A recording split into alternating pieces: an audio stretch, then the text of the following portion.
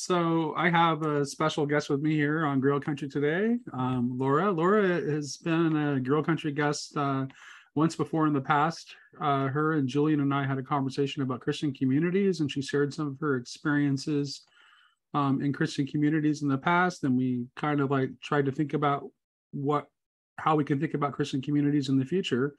Today she approached me with a topic that I found interesting. And she wanted to kind of go back and reminisce at the beginnings of the Jordan Peterson phenomenon and how she connected to that, and kind of compare like how it started and where we are, and kind of consider what it all means. So with that said, Laura, go ahead and tell your story. Okay. Yeah. So I was a very conservative, trad adjacent Catholic who with a pretty uptight attitude. And I think I had a lot of resentments against the way that the world was. And there was a lot of negativity in my practice of religion and a lot of narrowness, And can I say something really quick though about go trad ahead. Catholics? I have quite a bit of personal experience dealing with trad Catholics because I attended Thomas Aquinas College, which is kind of it's kind of an important place in the trad Catholic world. And my personal experience with trad Catholics is that they're actually a surprisingly accepting group of people. Because I was at Thomas Aquinas as like this hippie libertarian agnostic guy, and I got along fine and felt quite accepted. What I'm talking about though is more what my interior life was like. Oh, gotcha. Okay. Because if you had been a hippie agnostic guy and you met me when I was in my really conservative Catholic life, I would have been super nice to you, and you could have come over to my house and hung out and whatever, But you were just feeling this external pressure from internal pressure too. Internal. Okay. Like I had always felt like, I don't know, I had always had that annoying feeling that I was born in the wrong time or something. You know how teenagers get this feeling that like, I should have been from the 19th century, and I'm gonna float around in long skirts and be Victorian, or that was kind of me. And so I just had a lot of internal resentment about what society is like now and how I felt like I didn't fit into it, and it wasn't what it should be, right? So in whatever I did, there was a certain amount of negativity. But that was me. It's not that the Catholic world imposed some kind of negativity on me. It was just that my practice of it was like that, It felt very narrow, and it felt so rigid that it was too brittle, and it broke, and I fell into the abyss. So you might be surprised how much I can identify with your saying that you felt like you were born in the wrong time. Like, even though I just described myself as having been in my youth like a hippie libertarian agnostic guy, because my channel is called Grill Country, and I've always been very into Arthurian legend and history more generally. And have you ever seen the musical Camelot? Yeah. Okay, movie version, so there's a line in Camelot where at the very end of the movie, when there's a young boy who comes to King Arthur, and this is after everything has fallen apart, and his name is Tom of Warwick, and he says that he wants to be a knight, and Arthur says to him, "When did you decide upon this extinct profession?" And it's like, that's like, so I, from a very young age, I like very much identified with that character, of wanting to belong to a world that no longer existed. Yes, exactly. So I totally understand what you're saying. Yeah. So I had that feeling too, and I was just I think there was too much negativity and narrowness in my life, which is entirely my fault. I'm not blaming that on anyone else. That was just what I was like. But it all cracked open. I had a kind of midlife crisis in my mid-30s where I just completely cracked up and became extremely open to all kinds of things, but to the point where I didn't have any idea anymore, like who I was or what was the point of being alive, or what can you know, and what is the world, and what are we here for? I had zero answers to any of those questions. Those are some pretty tough existential questions. Yeah, but a lot of people I think a lot of people feel pretty solid about I don't know, that sounds like a genuine meaning crisis. Yeah, it was definitely a genuine meaning crisis. Yeah. So at first it was liberating, or it felt liberating, oh, I can think anything, I can read anything, I can kind of do whatever I want, I mean, within limits, but right. but I don't have to check the catechism before I decide what I'm gonna do, stuff like that.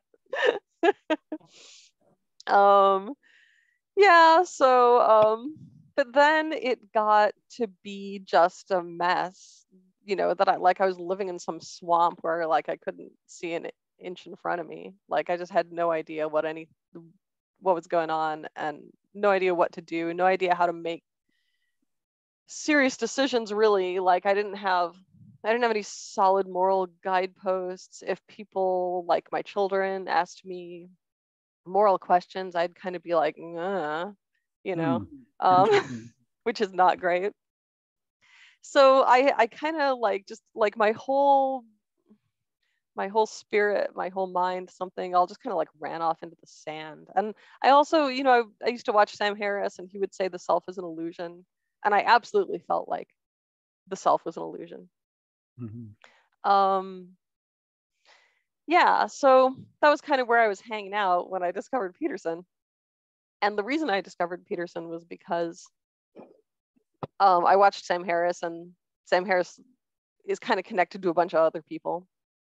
And shortly after he made the C16 video, the first one that really kind of started the whole phenomenon, he appeared on, I think he appeared on Gad Sad. Maybe that was somebody I knew because of Sam Harris. And then I think he appeared talking to Dave Rubin somewhere. But this was like pretty early on. These were like little half-hour YouTube things where they were like, hey, there's this guy Jordan Peterson. He just made this video about a Canadian bill.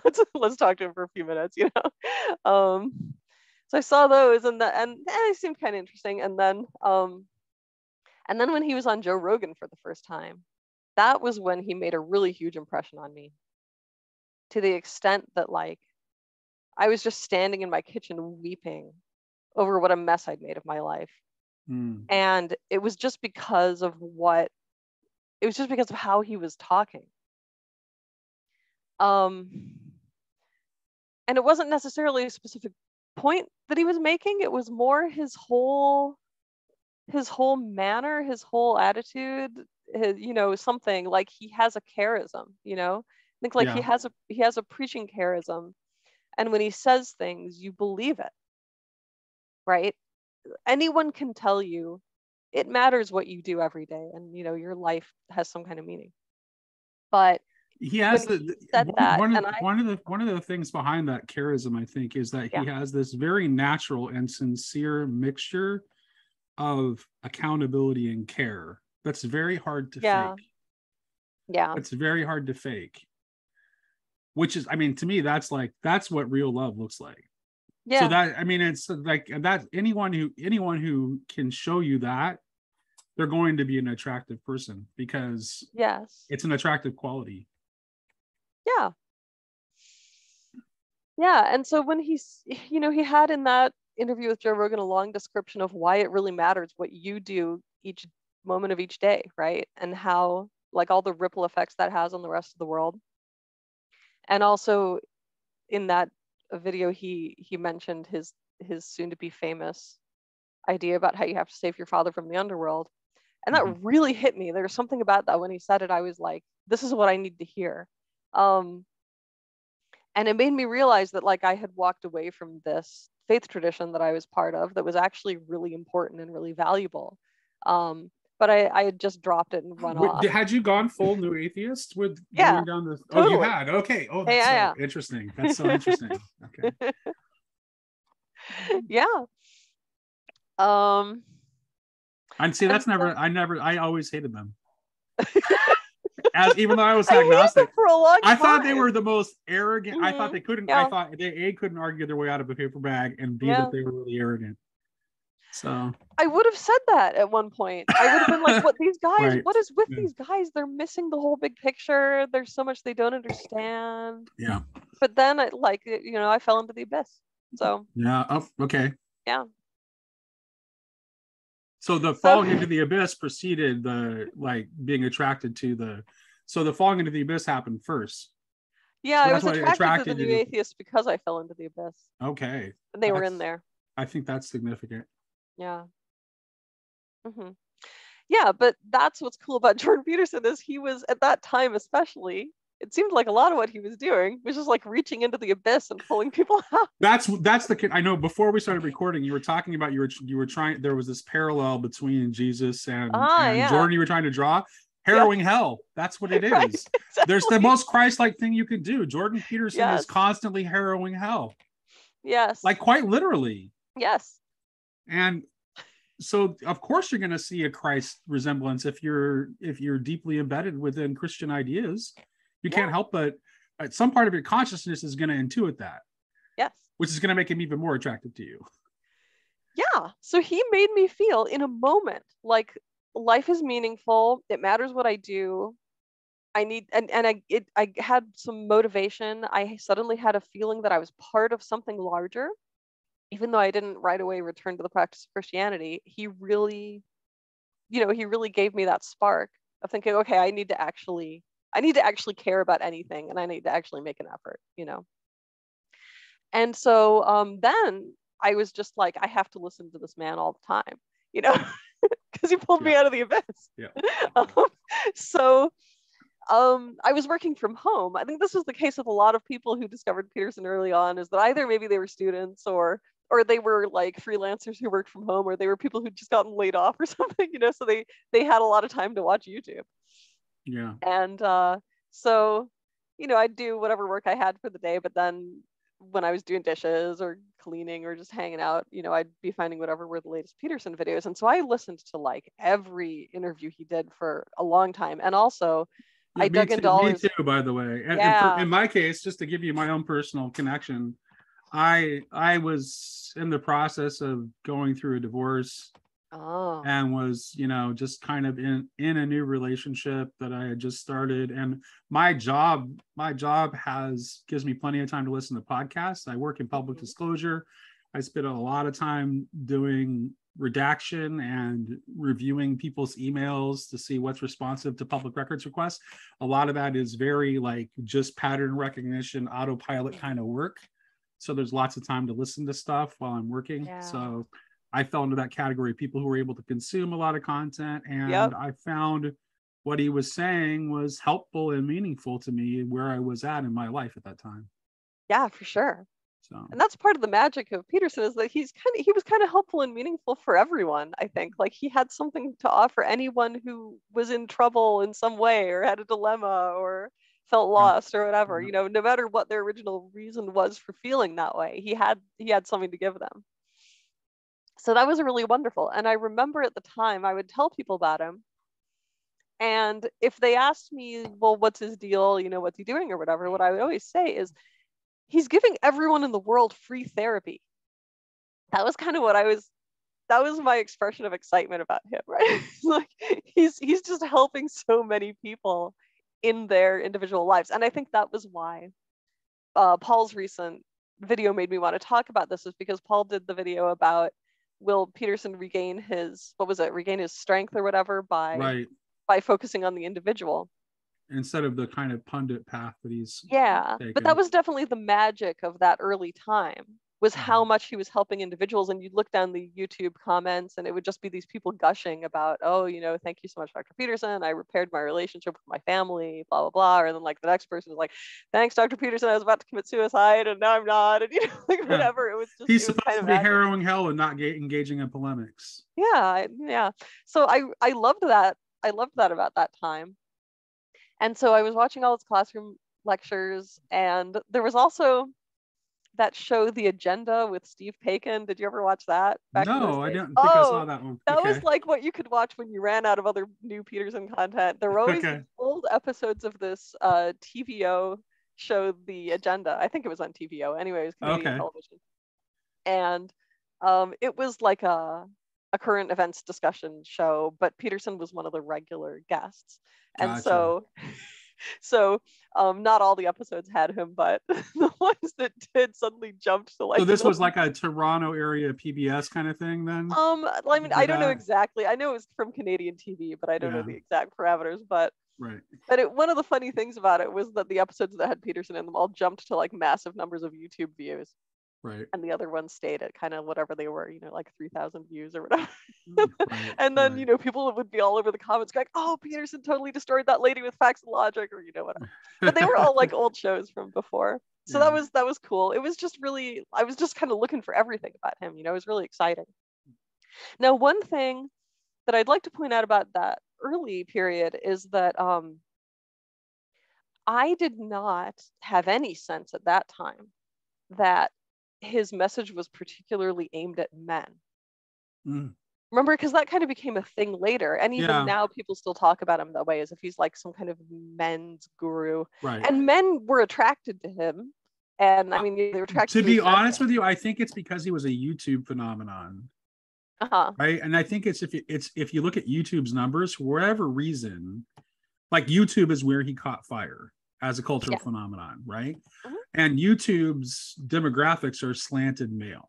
I really think I don't think he used to say that when people asked him, why are so many of your followers men? He'd be like, well, I'm on YouTube, but Tumblr leans female, and if I run Tumblr, I'd have more female fans, Right. Yeah. So I remember like in the spring of 2018 when there were a lot of mainstream news articles about him. By that kind of made it the established narrative that, oh, this is a guy who's out there to like encourage men, and he talks to men, and he's I don't know, the men's advice guy. But I didn't perceive him that way at all when I first started watching. He was the guy who was giving everyone free therapy. Right. And then also once he became popular, there was like, you had to deal with the whole, like, the part of the media that was against him, like gave people these preconceived notions about what he was. So I can remember with my then girlfriend, now wife, I showed her the Peterson biblical series early on. My wife is Jewish, and we both really appreciated his biblical series. She thought it was great. She didn't like everything he said, but she didn't. But now it's like she wouldn't be caught dead watching Peterson. Really? She doesn't hate him. Yeah. She doesn't hate him. She has no particular vitriol for him, but she's not. She's not going to go. She doesn't particularly like watching him. Yeah. So.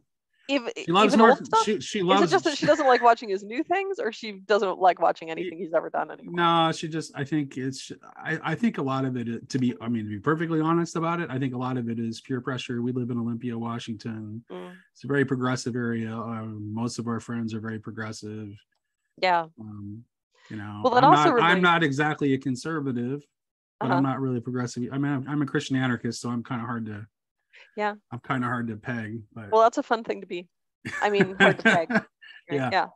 So with regard to the thing about men, I remember there were a few early videos where he would go to events, like there was one at a library in Ottawa, or he'd go speak at a college, and he would look around and he would kind of remark on the fact that a lot of men had come to the event, right? He'd say, oh, I've noticed a lot of men seem to be interested in what I'm saying. But I don't think that was ever his goal. It just kind of happened, and then he ran with it, which is fine. Yeah. But and then do you think that there was I also remember I went to one of the Do you think there was any lost opportunity there where he could have? Was there more he could have done on his end to broaden his audience from a gender balance perspective? Or do you think that it was really mostly forces beyond his control? Probably more the latter. Yeah, I think so too. Yeah, because no, I don't think there was anything about him that was intrinsically off-putting to women. Because honestly, generally speaking, men watch Joe Rogan and don't read The Atlantic. To be blunt about it. Yeah. So. So, I mean, some Yeah. kinds of men do, but they tend to fall within a particular like section of the political spectrum. So the other thing that was kind of interesting for me about that time that I wanted to talk about was that before I fell into the abyss,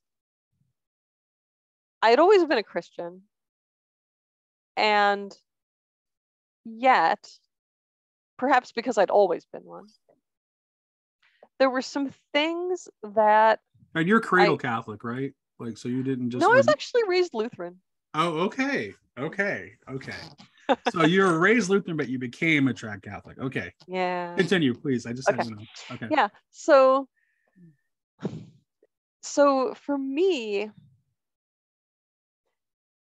it had always kind of been hard to grasp on an emotional level why people loved Jesus so much. I mean, the people who knew him, right? And if you had asked me why did his disciples love him so much, or why did crowds follow him around, I would have had something to say. I could have told you something intellectually why that would be, but I wasn't really feeling it for some reason. There was something about that was hard for me to perceive or imagine.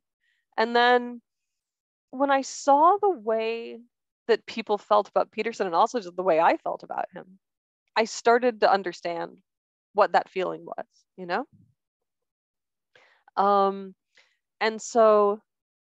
And then there were a few funny things early on, like I think this was when he was talking at a library in Ottawa, and there was a young man who asked a question, and he said something like, wherever I go on the internet these days, whether it's a Reddit thread or whatever, if I mention your name, everything just blows up, and people are so excited about you and they just want to talk about you all the time. And it's this crazy phenomenon. And he says to him, so I just want to ask you, who are you? It was something like that. Like he puts the question something like that, where he's like, who are you? And so he didn't even know. He just knew that name. No, I mean he knew who he was, but I think okay, gotcha.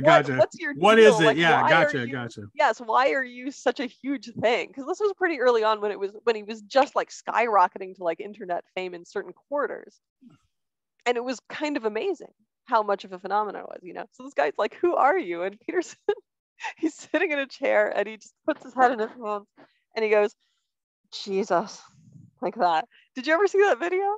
Oh no, yeah.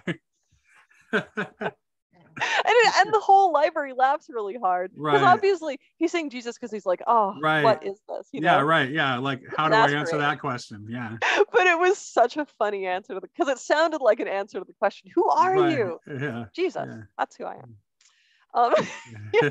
And then and I remembered I went to one of the biblical lectures, and when I saw people crowding around him after the lecture and they're looking at him with shining eyes and they want to tell him everything, and he's listening to them with so much patience and counseling them on whatever it is they want to talk to him about, because this was early on, you could just walk up to him after the biblical lectures, and even if somebody kind of wanted to talk to him at length and wasn't letting other people go forward in line, he'd still just keep talking to them. And I said this to Paul as well, that it wouldn't have surprised me if one of those people had said, Master, what must I do to be saved? It was like they were looking for something from him, or they thought he could give them something that was somewhere close to the equivalent to that, So, well, what suggests that he was reflecting something that is still buried deep in our psyches as being a deeply Christian culture. Yeah. Well, yeah. And just, so like Catholics like to talk about types and shadows. I felt like he was sort of a type or shadow of what Jesus was. I think when I was trying to describe this to Paul earlier, I just made it sound like, oh, he was Jesus. But that's not right. No, right. It's more just like that he's a kind of shadow of her. I mean, shadow has a Jungian meaning as well. I don't mean that. I mean like in the hymn Pange Lingua, types and shadows have their but he's a kind of a type or a shadow of that, and it makes you, it's something you can look at and then you understand the bigger phenomena, Right. Yeah. Right. So well, it's actually like, I mean, honestly, it's the kind of reaction that all Christians should be hoping to provoke in people. Yes. that recognition. Yeah. And the fact that what's extraordinary is that he was having this impact on people even though he was not a Christian. Yes. In the way that we have come to think of it. Yes. And at the time, I was disillusioned with Christianity, so I didn't want him to become a Christian. Right. I was thinking a little more along the same lines as David Fuller, that I was kind of hoping he was going to contribute to opening up some new stage in human development or some new kind of spirituality that was maybe going to be really, I don't know, great in some way. But of course, now I've gone back to being a Christian, so now I'd love it if he became a Christian. But right. Yeah, it's just me. Yeah, absolutely. Yeah. So another thing, another way in which I felt like he gave off sort of Jesus types and shadows was the way people treated him. I mean, the way some people really revered him, and then the way other people reacted with incredible negativity towards him in a way that was just so irrational. Right. And it reminded me of that part from the second chapter of the Book of Wisdom. Do you have wisdom in your Bible, or you'll probably in some of my Bibles? I have an Orthodox study Bible amongst my Bibles, so in that one there is. Some people who are listening probably don't have wisdom in their Bible, so I'll just read it. Because sometimes I'd see people screaming at him or whatever, and this passage would come to mind. Let us lie in wait for the righteous man, because he is inconvenient to us and opposes our actions. He reproaches us for sins against the law and accuses us of sins against our training. He professes to have knowledge of God and calls himself a child of the Lord. He became to us a reproof of our thoughts. The very sight of him is a burden to us, because his manner of life is unlike that of others, and his ways are strange. We are considered by him as something base, and he avoids our ways as unclean. He calls the last end of the righteous happy and boasts that God is his father. Let us see if his words are true, and let us test what will happen at the end of his life. For if the righteous man is God's son, he will help him and will deliver him from the hand of his adversaries. Let us test him with insult and torture, that we may find out how gentle he is and make trial of his forbearance. Let us condemn him to a shameful death, for according to what he says, he will be protected. Yeah, I just felt like that attitude was on display. Yeah, that's still in the Anglican lectionary too. Okay, yeah. Yeah. I'm an Anglican these days. So. Yeah. So that was those were kind of the things I wanted to remember. Right. Yeah. Do you have any thoughts, or do you want to talk about how you discovered him? Let me just talk a little bit about like how I discovered him. I think I first encountered him in a discussion on the Bill C-16, and I've always been a big free speech guy, so that got my attention, and obviously I was in favor of that. And then I think the Joe Rogan interview was probably the first. No, actually, no. Before I saw him on Rogan, I did start catching some of his classroom lectures. And then I saw him on Rogan, and I saw the biblical series. I was still an agnostic at the time when I discovered Peterson, and I almost had the opposite problem of you, where it's like Jesus always was a figure that had a hold of my heart and imagination, and most of the problems I had with Christianity were in my head. And I didn't know what faith was. Mm-hmm. I didn't know what faith was. And the thing that Peterson said that really kind of set me on the path that would bring me back to Christianity was when he talked about faith. And he said, faith is what you act out. And and that made me think about like, well, I live my life as if Christianity were true. 100%, that helped me a lot, and I too. always have. Yeah. And I always have. And there has never been a time where like Jesus hasn't absolutely had a hold of my heart and my imagination. But I just didn't know intellectually if I could trust it as being true. Right. Yeah, I always had those kinds of doubts too. And so that kind of like I've been reading a lot of David Bentley Hart already. I started reading more David Bentley Hart.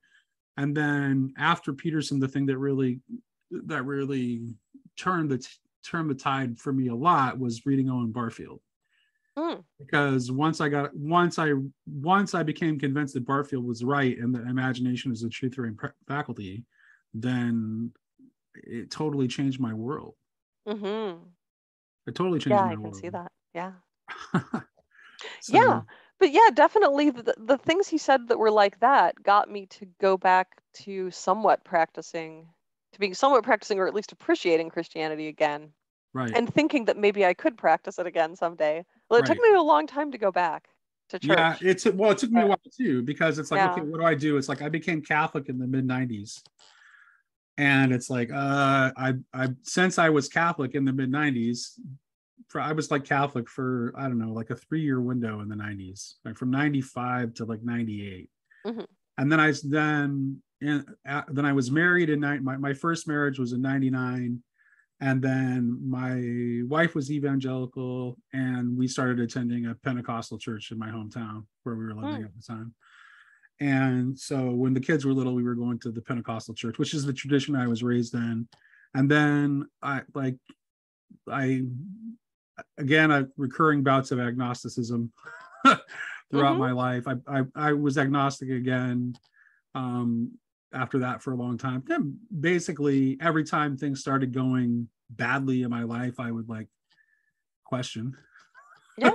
I'm sure that's not that uncommon in the experience. Yeah. It's when things are going good, it's much easier going well. It's much easier to think that there's a happy story. Yeah. And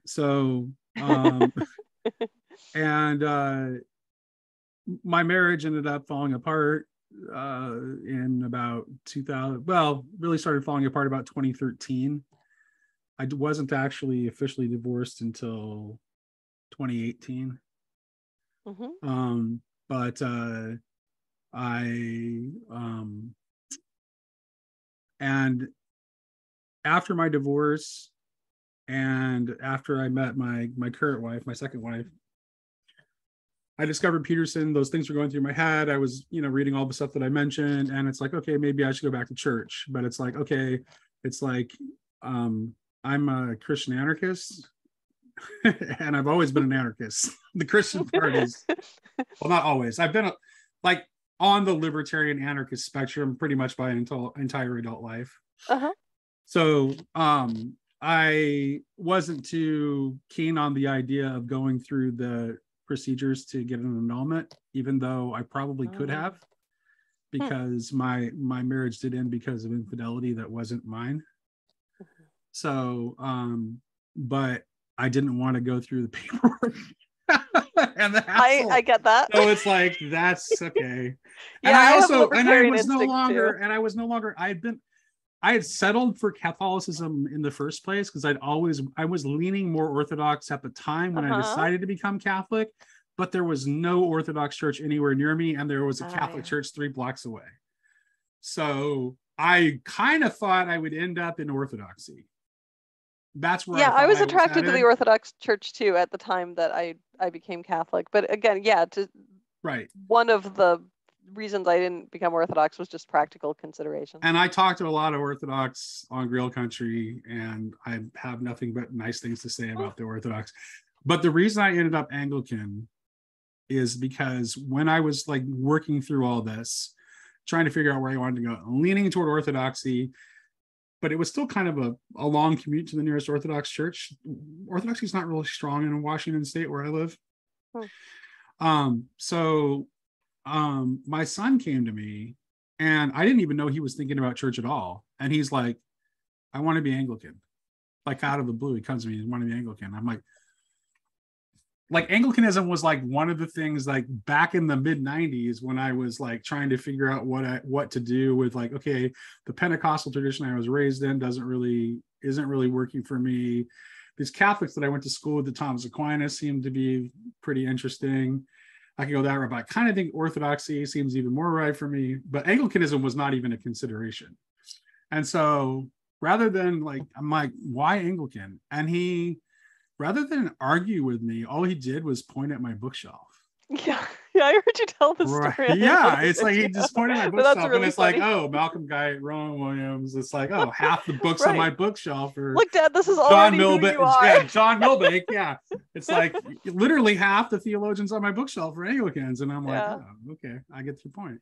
Well, I was So it's very like, influenced by C.S. Lewis as a teenager. right. Yeah, So C.S. Lewis. yeah, Yeah, I've read tons of Anglicanism Lewis. will Yeah. always have a place in my heart because of him, Yeah, for sure. so that's how it ended up being Anglicanism, and then once we were in a church and embedded in the community, it was bound to stick. So yeah, well, that's good. Yeah. So was there anything else I really wanted to say? I guess the reason I was thinking about this stuff was just there's this question of, what's best for Peterson to be doing, Right.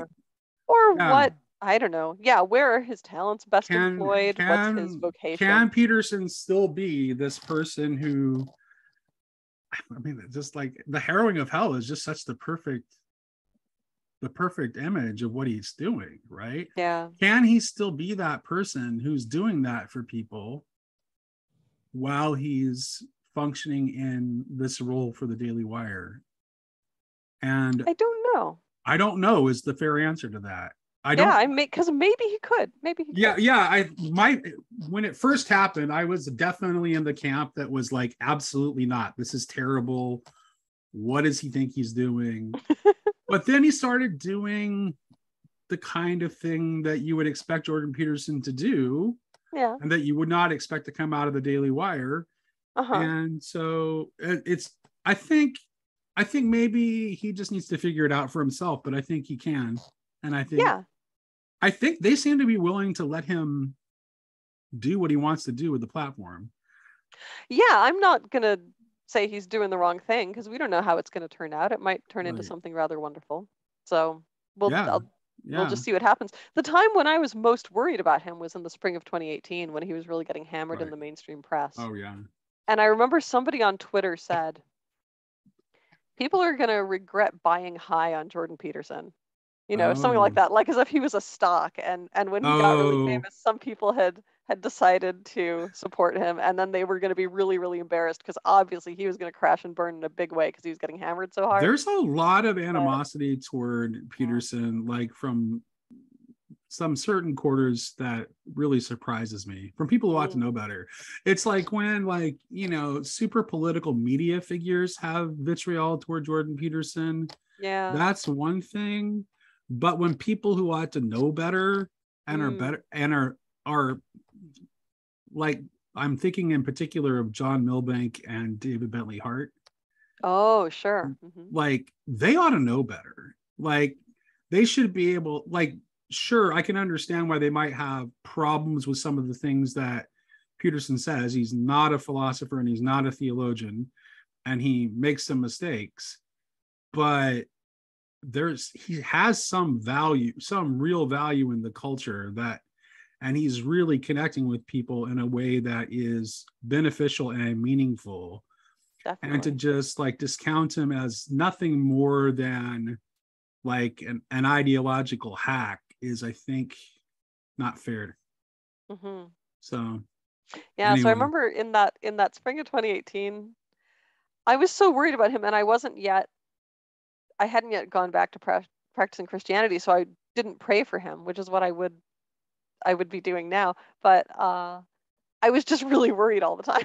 So, I'd be like driving around town or shopping for groceries or something, and there'd be this constant thing in the back of my head going, what's going to happen to Jordan Peterson? Is he going to be okay? It was like I was so worried about him for a few months. Well, with good reason. Really, I mean, he was very near death. No, this was before that. This was like... okay, even before. Okay. This was the spring of 2018. Every single mainstream magazine or newspaper ran something about him, and it was all awful, pretty much. To try to take him down. Exceptions. Yeah, to try to take him down. And I was like, I think I was really afraid that he was just going to like have a complete nervous breakdown and completely humiliate himself in front of the whole world by saying really off the wall things and just kind of going publicly insane, because he does have that's what would have happened to me if they had done that. He does have a little bit of a problem with not having a filter sometimes. Yeah, I know, but I was thinking something even worse might happen than anything that has actually happened. Yeah. Do you remember in the biblical lecture series there was I think it was in the biblical lecture series where he, I think it like in the like Q&A section afterwards, he read the letter from the woman who said that she thought that he was being guided by the Holy Spirit. What did Oh, you think yeah. did you see that? What did I you think don't of him I don't choosing to read that letter out loud? I don't remember that one. You know what just popped Oh. in my head when you said that though was that there was the letter somebody wrote him about how they saw him in an ayahuasca vision. Do you remember that one? No, I missed that one, but I did catch the one. I did catch the one where there one because it sounded like, I mean, because like I was wondering for a minute if Mom, was that you? It's Ah, like the kind of thing my mom would say. Although uh-huh. she wasn't particularly into Jordan Peterson, but certainly to just like have a feeling that someone was being guided by the Holy Spirit and just say it out loud would be the kind of thing my mom would do for sure. Yeah. So what did you So, think about what he said? Because I don't remember that one. uh, I was like, eh. I don't know if you should have said that out loud, you know? Uh-huh. That's like I'm like you probably, I mean, but I think that's just who he is though. Yeah. Well, I I think don't. it was at one of the biblical lectures. I could be wrong, but I think it was a biblical lecture. Towards the beginning, he stood up and opened up this letter and just started reading it. Right, And it starts out as a description of ayahuasca and what it's for and where it comes from. And then right, it says, Jordan Peterson, you were in my ayahuasca vision. And then it right, describes the vision and the person says, I asked the goddess, who is Jordan Peterson?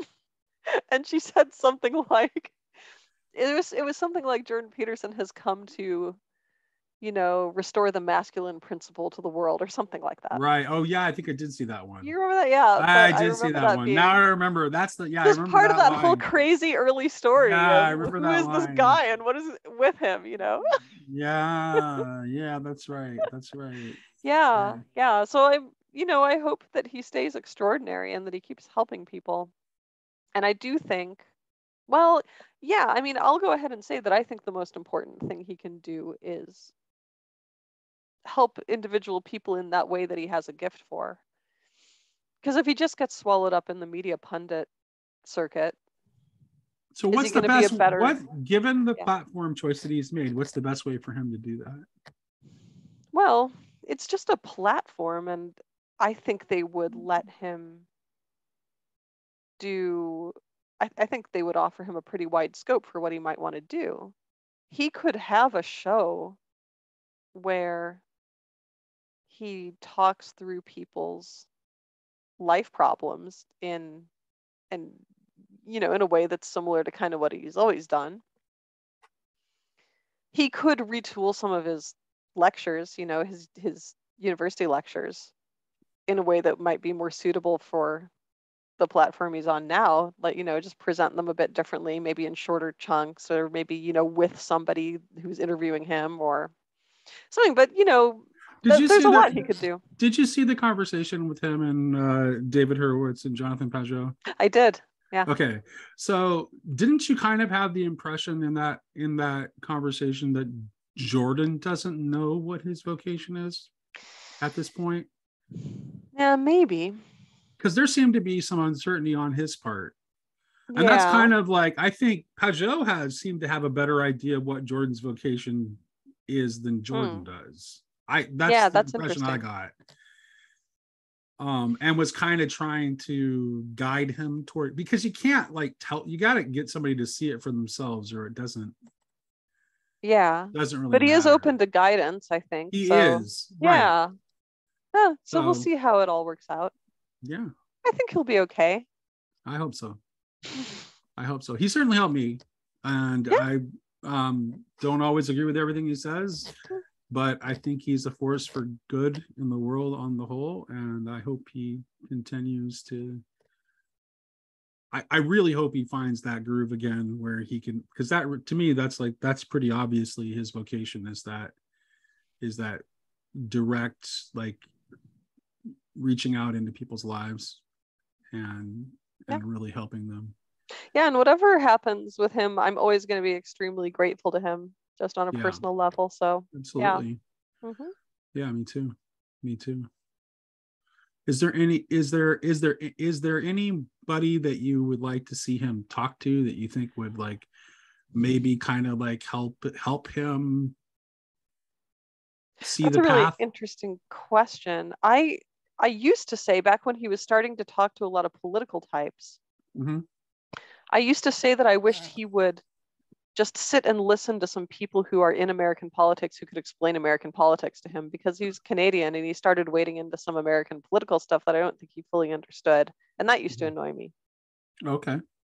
But that's not really an answer to your question. That's just an earlier thing I can remember where I used to be like, oh, I wish he would talk to somebody who's like a pretty good, political analyst of Yeah, American politics. early on, it Yeah. was like, this is before I found out how much David Bentley Hart hates him.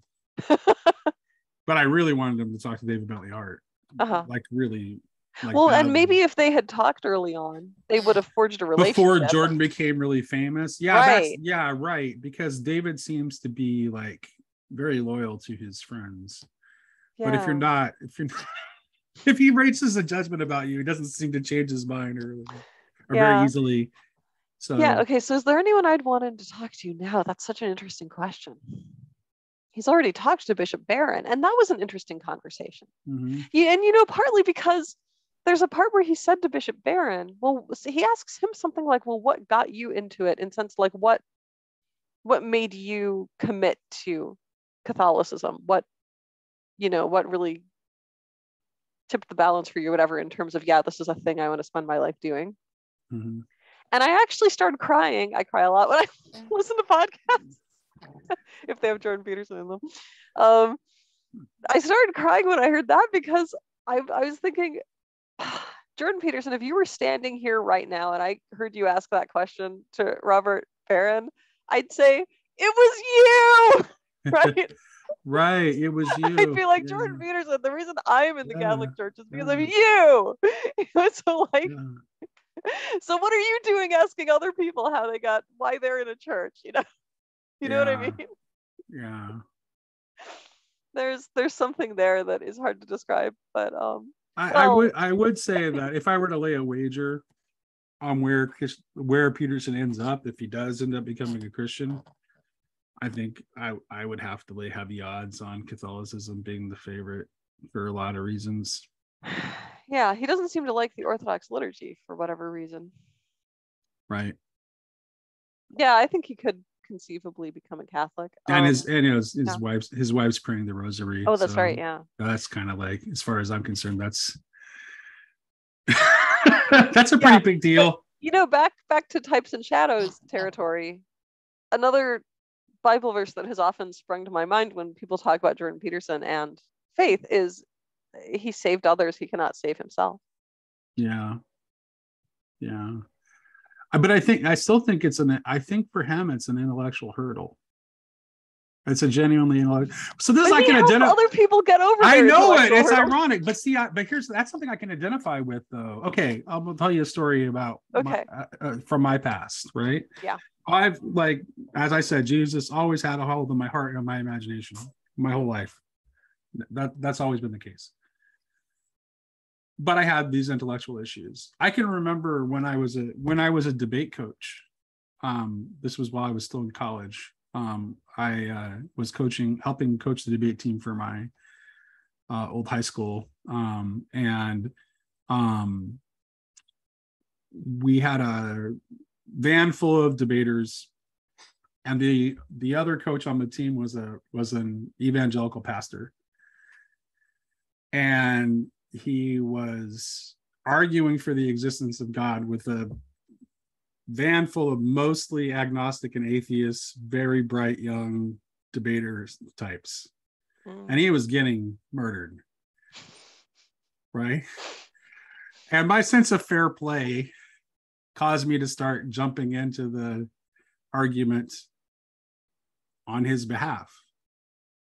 By the time that trip was over, he had several young people who ended up like agreeing to attend his church and were suddenly interested in Christianity. So I had able to convince them, even though I myself remain unconvinced. Yeah. But nothing, I didn't say any, but here's the thing though, I wasn't being intellectually dishonest. The arguments I was making, I believed in. There were other arguments I could have given that would have cast doubt on things I was saying. Yeah. So Yeah.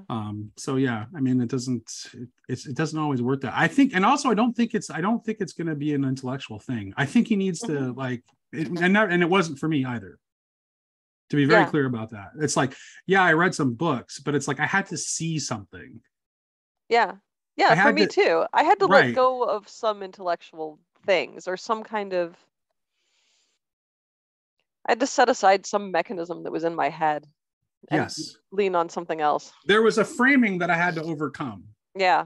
Which is why Barfield was so critical, because it's like, if you're going to have like, to me, the thing about Barfield is like, Barfield is better than just about anyone I can think of while operating within the framework of modernity, getting you to be able to see how it's fundamentally messed up.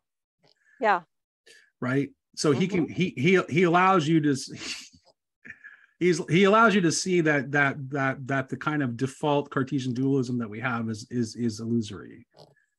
Yeah. And so that's a big paradigm shift. But it's not really precisely an argument, because it shifts the way you look at reality. So Yes. it's actually outside of, because you need something to break the frame entirely. It's not a set of propositions. Right. It's something that breaks the frame so that you can't view the propositions in the same way. Yes. Because it actually is operating at the area of first principles. You're actually changing your first principles, which can't happen through argumentation. That's just like, that's something that you have to grasp through intellectual intuition. So something has to happen to allow your intellectual intuition to shift. That's what I think has never happened for Jordan. Well, I feel like Peugeot did that for me. Yeah. Yeah. Peugeot does that for a lot of people. Yeah. Peugeot is Yeah, very so good he's at another that. person I'll always be grateful to. Oh, for sure. For sure. His politics drive me crazy, but we agree on everything else. So. Yeah. But I'm also not worried about Peugeot. I've worried about Peterson off and on. I've never been worried about Peugeot. Never for a moment. He's feeling solidly at home somewhere, and he's not going to move. Yeah. And even in our political disagreements, I can understand where he's coming from. Yeah. I get it. I mean, I get his argument. So, yeah. So, okay. Yeah. Well, I should probably go, but yeah, it was well. Fun. Thank you for joining me this evening. It was great to talk it through. All right. I hope have some a people great night. enjoy. I'll let you know when I get it posted. All right. Thanks. Okay. Bye-bye. Bye-bye.